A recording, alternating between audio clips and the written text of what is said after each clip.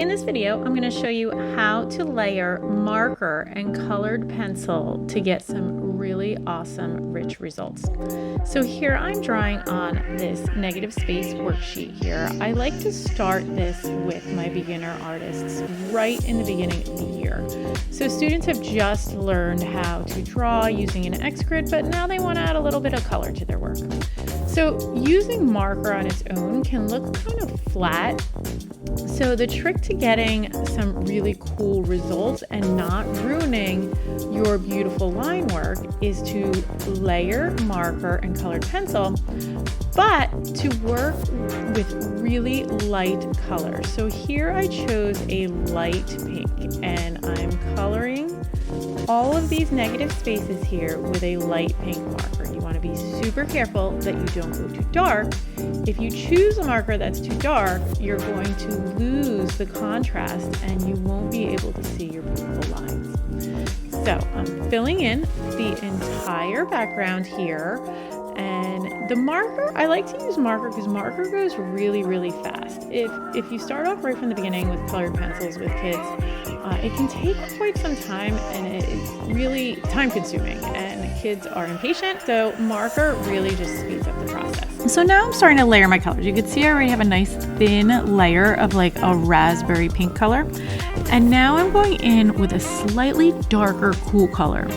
I have them start with just analogous colors or colors that are very close to each other on the color wheel. So I have a light violet here and kind of a red violet and a pink. So I'm using the cooler tone, the violet here, and I'm layering it really, really lightly. So the trick to colored pencil is to layer it super slow with hardly any pressure. So I'm using short circular motion, and you can't really see here, but I keep sharpening my pencil and making sure I have a super sharp point. So this is really great because it lets students experiment, get lines in the shading. So here they can really practice how much pressure to use and getting those short strokes and kind of being really patient. So once you're finished with the violet or your darker tone, then you're going to layer your next color over the top. So in this case, I have kind of a red color and I'm going to layer the red over my violet and this raspberry to give it even a little bit more of a glow. So using these similar colors, you can really experiment with getting these fades without having to worry about too much contrast. So these colors are really similar in value because this is really just about getting that little bit of depth. And this is the first time using for most of my students when they do this worksheet, colored pencil and marker together. So if you stick with similar values and similar colors, you're pretty much guaranteed to get really good results. For this particular drawing, I'm going to choose a complementary color scheme to do the positive and the negative space. So since we have kind of a violety pink color, I'm going to go with kind of like a lime green.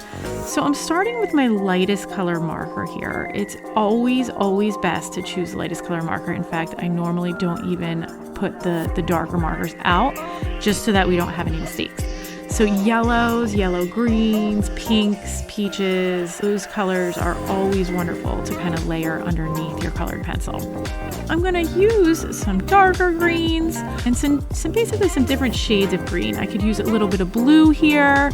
We're keeping it super simple, but just trying to kind of practice getting depth and dimension in our artwork. So this technique works really awesome for any beginner projects where you're using lines. I love to teach how to layer colored pencil and marker. One, because it's really quick, and number two, you can get some really rich glowing colors pretty fast. So that's it. You can practice on another sheet of paper. You can practice on these worksheets. But the trick is light colors, light pressure, and lots of layers. And have fun with this project.